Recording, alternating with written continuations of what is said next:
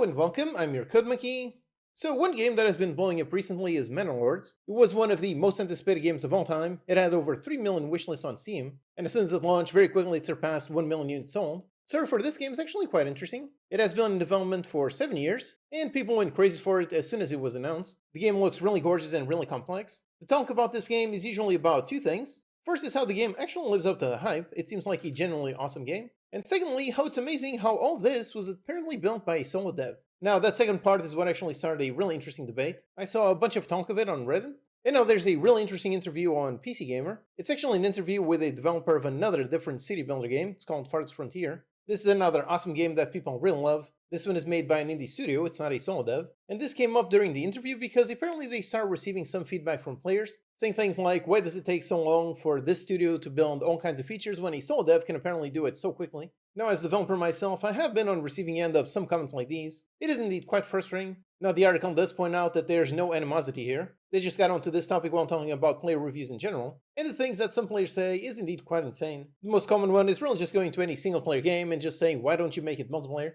As if making a game multiplayer is just a one button press thing. So anyways, the narrative that Manor Lords was built by a single person, that gives ammunition to these people to say these kinds of things. If that solo dev can technically do it, why can't all of you? So the question is, does Manor Lords count as a solo dev game? Technically, the game does have a single solo dev, meaning the company behind it has just one single employee. And for the first few years of development, it was indeed just a single person working on it. Then at one point, he got an epic mega grant and started hiring some freelancers. This interview over here on the Unreal Engine blog, this interview very much highlights the solo dev part of it. In there he says, after receiving the mega grant, I also started hiring more freelance artists to help me with various tasks, whether it's cleaning mocap, adding illustrations to events, little things that all add up to make the game look more like a finished product and less like a hobby project. Then if you look on the credits on the final game, there's naturally a lot more than just one name on there. I counted about 250 different names. There's also a behind the scenes video on creating the soundtrack.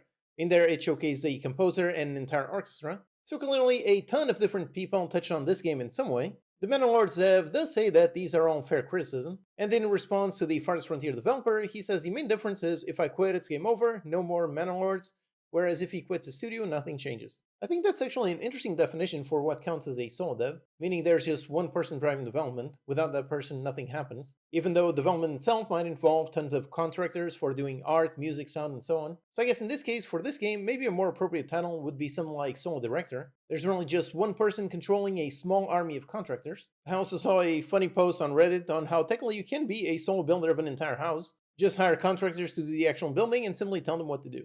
By this definition, technically that would be a solo house builder. So solo dev, this is definitely one of those terms that is really hard to define. For example, in my case, I consider myself a solo dev. I have built my games by myself, but I've also hired artists, I've hired musicians, I've bought sound effects, visual assets, and even some tools. In my game, GameCorp DX, I did all the programming and all the art myself, and then I bought some sound effects and some music, so does that count as a solo dev game? Or another example, on my game Hyper Knights, on this one I contracted an artist to draw pretty much all the sprites, then I did all the programming myself and bought some sound effects and music. Or in my latest game, Dinky Gardens, I bought a ton of assets for all the visuals and even some tools. Then I also hired the composer to make some music, but I still did all the game design and all the programming myself, so does that count as a solo dev game? It's an interesting question, and I think there's no clear answer for it. There's no objective way to define what is a solo dev. I think most people would consider what I did with my games to be a solo dev, but what if I contracted more artists and musicians? What if I made an adventure game that was mainly just about visuals with very little programming?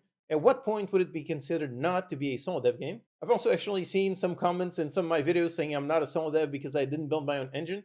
And technically, yeah, that is true. The games that I built, those are built on top of an engine, and that engine itself was built by thousands of people.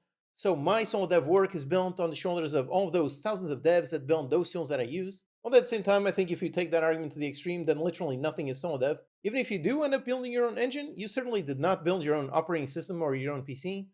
So in order to be a complete solo dev, you need to build your own CPU from scratch, build your own silicon, your own BIOS, your own operating system, GPU, your own engine, generate your own power, and so on. At that point, I think the term loses all its meaning, but I really don't think most people are that extreme. A while ago, there was also an interesting similar debate on what exactly counts as an indie game. The game, Dave the Diver, was a huge hit, and people called it an indie game. They said that because of how it looks like a relatively small-scale game with some pixel art, but then people started to look deeper, and they found that the developer is a small team inside of Nexon, which is a giant public company. So is this an indie game or not? Most people would probably say no because they're part of a huge company, although they did get nominated for Best Indie Game. Another question, what about the Hitman games? The studio IO Interactive, technically they bought their independence back from Square Enix. So is the next Hitman game going to be considered an indie game? Now, probably not because it's going to be a super expensive game. Although, if the definition is based on budget, if so, then what about studios like Supergiant Games and Clay? Their budgets are in the tens of millions of dollars, but I think most people would consider them indies. So these are all interesting questions that all come from the fact that there's really no objective definition. There's no rule that says, okay, you can hire up to 3 contractors and you're a sole dev. Above that, you've got a team of freelancers.